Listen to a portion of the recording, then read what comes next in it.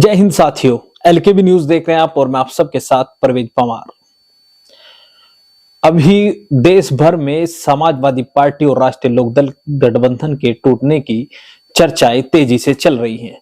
चर्चा है कि राष्ट्रीय लोकदल के राष्ट्रीय अध्यक्ष जयंत चौधरी और भारतीय जनता पार्टी के बीच डील फाइनल हो गई है, यानी जयंत चौधरी एनडीए में शामिल होंगे। इसको लेकर खबरें चल रही हैं। इसके बारे में कुछ अपडेट हमें भी मिले हैं, उसको हम आपके साथ शेयर करेंगे। आपको बता दें कि 19 जनवरी को लखनऊ में सपा सुप्रीमो अखिलेश यादव और राष्ट्रीय लोकदल के राष्ट्रीय अध्यक्ष जयंत चौधरी के बीच मुलाकात हुई, जिसके बाद सपा सुप्रीमो अखिलेश यादव ने अपने सोशल मीडिया अकाउंट पर यह फोटो शेयर किया जो आप देख रहे हैं और कहा कि राष्ट्रीय लोकदल और सपा के गठबंधन की सभी को बधाई, जीत के लिए सभी एकजुट हो जाएं, जुट जाएं। यह पोस्ट सपा सुप्रीमो अखिलेश यादव ने की थी। इसको राष्ट्रीय लोकदल के राष्ट्रीय अध्यक्ष जयंत चौधरी द्वारा भी शेयर किया गया। तो 19 तारीख में गठबंधन जो लोकसभा चुनाव को लेकर सपा और आरएलडी में हुआ था, जिसके बाद चर्चाएं चली थी कि 7 सीटें राष्ट्रीय लोकदल को दी गई है, जिनमें 3 सीटों को लेकर चर्चाएं थी कि 2 या 3 सीट ऐसी होंगी जहां सिंबल तो आरएलडी का रहेगा, लेकिन समाजवादी पार्टी के नेता चुनाव लड़ेंगे।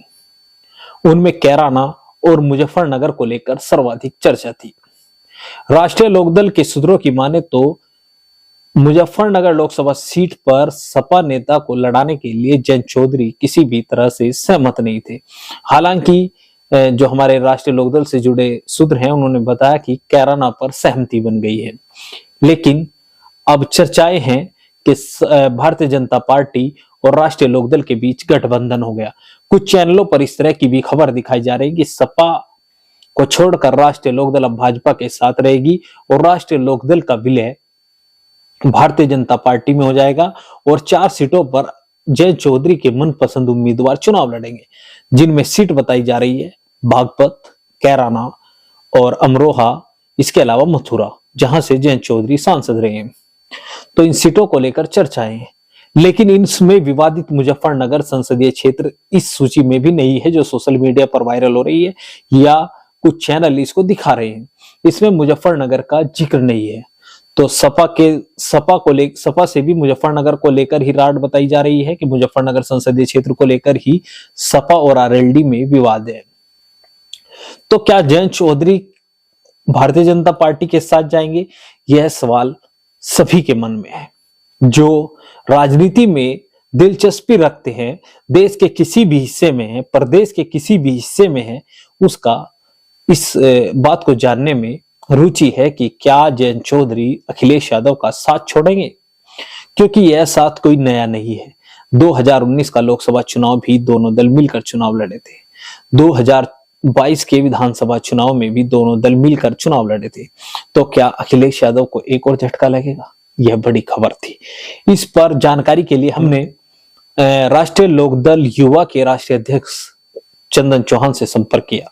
तो चंदन चौहान ने बताया, इन खबरों को निराधार बताया। उन्होंने कहा कि इस तरह की खबरें नई नहीं है, यह 2019 में भी चली थी और 2022 में भी चली थी कि जयंत चौधरी भारतीय जनता पार्टी के साथ शामिल हो। वीडियो में भी देख सकते हैं, रोहित जाखड़ है, राष्ट्रीय प्रवक्ता हैं राष्ट्रीय लोकदल के, इनके द्वारा क्या कहा गया। यह लगातार राष्ट्रीय मीडिया पर राष्ट्रीय लोकदल के भारतीय जनता पार्टी से गठबंधन पर खबर चल रही है।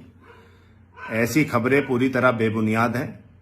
भारतीय जनता पार्टी के खिलाफ जिन मुद्दों पर राष्ट्रीय लोकदल लगातार संघर्षरत रहा है, चाहे वो किसान आंदोलन के स्थगन के दौरान जिन बातों पर सहमति बनी, उन बातों में से एक बात पर सरकार ने चर्चा नहीं की, एमएसपी जैसे महत्वपूर्ण कोई निर्णय नहीं लिया, तो किस मुंह से भारतीय जनता पार्टी राष्ट्रीय लोकदल से गठबंधन की उम्मीद कर सकती है? राष्ट्रीय लोकदल तटस्थ होकर भारतीय जनता पार्टी की दमनकारी और विभाजनकारी नीतियों के खिलाफ लड़ाई लड़ता रहा है, लड़ता रहेगा।